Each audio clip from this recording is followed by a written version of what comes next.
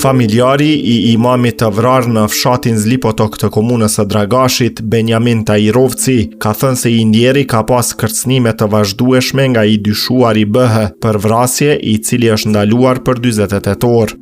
Ai ka treguar se I ndjeri dhe I dyshuari kishin një mosmarrveshje lidhur me shfrytëzimin e një toke.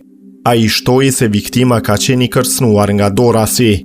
Disa herë, Hoxha djali I Axhës teme ka thirr policin që e ka kërcënuar ky djali që një vit e gjysmë ose më shumë, edhe asnjë rast nuk e kanë hap.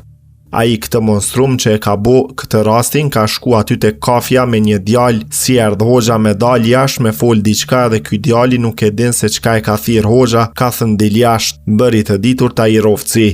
Ai po ashtu tregoi se sa herë është goditur Hoxha. Nga mbrapa e ka pas të shpina, ka qenë 10-20 herë, a se diun edhe këtu të qafa, tha ai. I dyshuari I cili gjendej në Arati është arrestuar të martën. Prokuroria themelore në Prizren ka njoftuar se ai është ndaluar për 48 orë. Në ndalim gjithashtu është edhe babai I të dyshuarit për veprën penale, mosdhënie të ndihmës.